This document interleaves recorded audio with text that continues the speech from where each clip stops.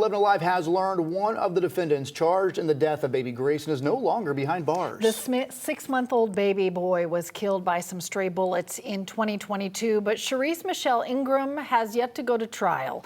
11 Alive's Grace King is joining us now. Grace, you discovered she's facing new unrelated charges in Fayette County. Does that impact her Fulton County bond?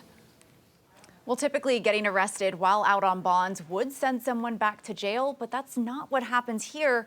And her attorney tells me that's not a mistake.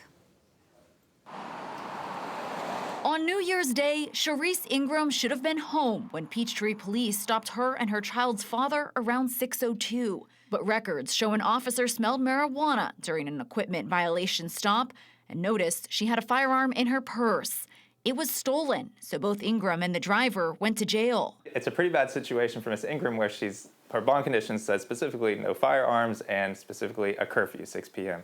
Yet in Fayette County, we now have her getting arrested after the curfew with a firearm. Criminal defense attorney Devin Rafis, who isn't affiliated with this case, says situations like this are tricky because Ingram was already out on bonds for her Fulton County murder charges. Was caught her red-handed essentially in Fayette County and would have been an easy way to revoke her, but the question just comes back to the original bond order. So far, Fulton County prosecutors have allowed Ingram to stay out of their jail.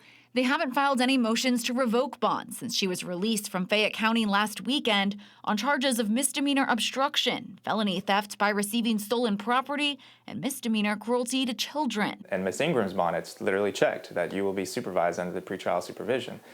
Those are people that keep track of you, that check in with you, and presumably are notified when you're arrested in a different county. Her attorney tells 11 Alive he expects Ingram's Fulton County bond to continue because he notified prosecutors about the gun arrest before it hit the state database. He explained that she had no idea the gun was in the car and said he had the driver write a letter testifying to her innocence so they wouldn't hold the pending charges against her. Now, the Fulton County District Attorney's Office has not yet responded to our questions about Ingram's bond and whether she should be in or out of jail, but we will, of course, let you know as soon as we hear from them.